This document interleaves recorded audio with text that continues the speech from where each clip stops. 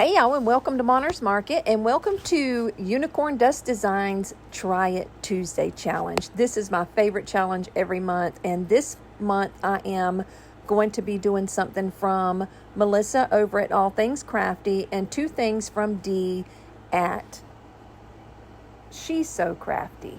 Now those are tongue twisters. It's hard not to get those two confused. But let's jump on into the video.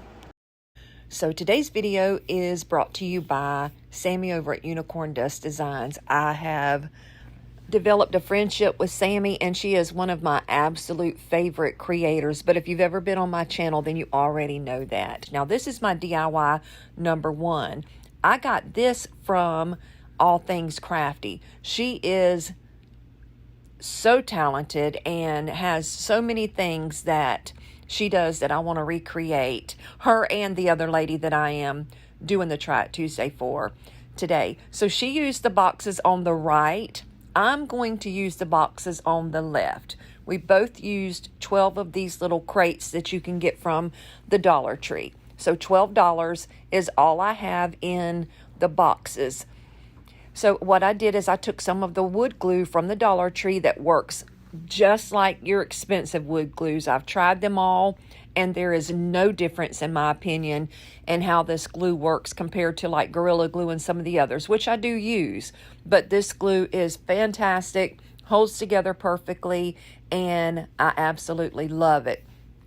So I got all of my boxes glued together, and then I took some of the 5-gallon paint stir sticks that you can get from Home Depot, or actually you can get it from Lowe's or pretty much anywhere.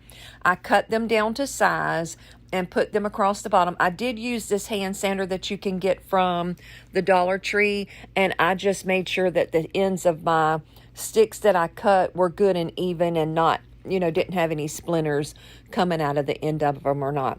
So then I just glued them into place with some wood glue that I showed you from the Dollar Tree and some hot glue, just to make sure that it had that kind of instant stick, and they stayed down until that wood glue dried.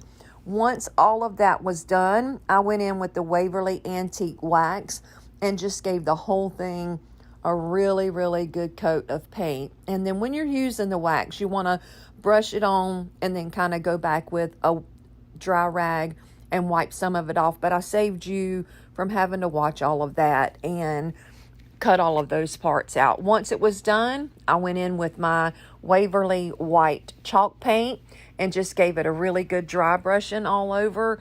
And that was it as far as the paint goes. All I had to do once I finished that part was add the little file name tags that I got off of Amazon. Everything that I am using today that can be linked will be linked down in my description box below. So you will be able to find the link to get those little file label holders. And once I did that, it was done. And I made this box specifically for some little paints that I just got from Plaid that I was telling you about. I'm a new ambassador for them, so they sent me some things. And this was the perfect little display for the smaller paints that they sent me. They sent me some really big ones, and then they sent me some small ones. But I want you to look how cute this turned out and how perfect it was to put those paints in. Is that not adorable? I absolutely love the way this turned out, and I hope you like it too. And I hope that All Things Crafty. Oh, nope. I'm sorry, my cat just jumped up on me and I forgot I was recording. Y'all excuse that. I'm so sorry, but I'm not going to start this over just because she jumped up here and I got sidetracked. Did that not turn out adorable? Look at all of this detail in the wood that antique wax brings out. And then, we have to do the little white distressing with the chalk paint because that makes it farmhousey, in my opinion anyway. And those little label holders right there, to me, were just a perfect little touch. I love the way those turn out. My husband actually said something about those, and he usually doesn't say a whole lot about things like that. So let's jump into DIY number 2. Now, my DIY number 2 and 3 are both by the same lady, and that is So CrafDee. Dee is probably one of the most amazing creators out there, and her imagination is crazy good. So we take this picture here from the Dollar Tree and these Hot Wheel tracks. Yes, those are Hot Wheel tracks. And you see how simple it is. We just put them in there corner to corner, glue them down, make sure they're glued on the back and the front so that you have a good seal and, you know, they're not going to go anywhere. And then I found this little candle at the Dollar Tree, but all I needed was the top off of it. So I cut it off, glued it to the top, and then I took a ping pong ball. Now, the only thing I did different was that little wood piece right there. Dee made hers a little bit different, but she did use the ping pong ball for the top. How genius is that? Once it was all put together, that's literally it, guys. It's that easy. I took it outside and I used some white paint by Rustoleum 2X, gave it a good coat of spray paint, and that's just so that I didn't have to use so much chalk paint to cover all of that up. Then I brought it back in, and I did use my Waverly white chalk paint to get into those little nooks and crannies there that you can still see, because there was just really no way to get this spray paint down in there. And I believe, if I'm not mistaken, Dee did the same thing. She came in and went back over it with the white chalk paint. After that, I took this DecoArt Vintage Effects paint that's very, very similar to the Waverly Antique Wax. It's really the same thing. And I just distressed this down, and once I distressed it down, it was completely done and ready for me to decorate. And I absolutely love the way this little lantern turned out. I really want to know what you think about this down below. And Dee, I hope if you see this that you're happy with my recreation of your lantern. I have heard that so many people are recreating it, but I mean, my goodness, look at it.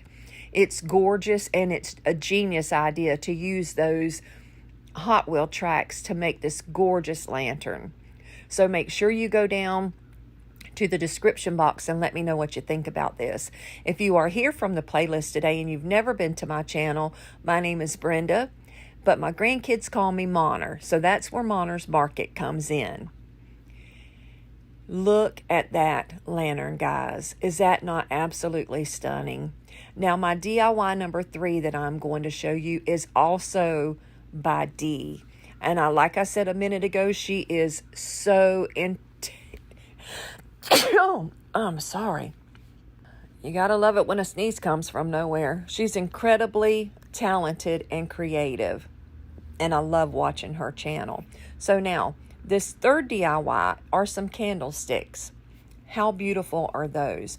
Now, when Dee did hers, she used a different set of candlesticks. So we use these little bowls right here that you can get from the Dollar Tree, 2 for $1. So there you go. These are the candlesticks I used, and down in the bottom left are the ones that she used. That is the only difference. We took the E6000 and some hot glue to put everything together. I did paint mine a little bit differently than her, meaning that mine is a little bit darker than hers. But other than that, they're pretty much exactly the same. So you saw there were 3 candlesticks. One of the bowls went on top of one of the candlesticks. Then you see me gluing 2 candlesticks together, and then the second bowl on top of that candlestick. Once that was done and everything was good and dry, I took it outside and did the same thing that I did a few minutes ago when I used that white Rustoleum 2X paint and just gave it a really good coat of paint.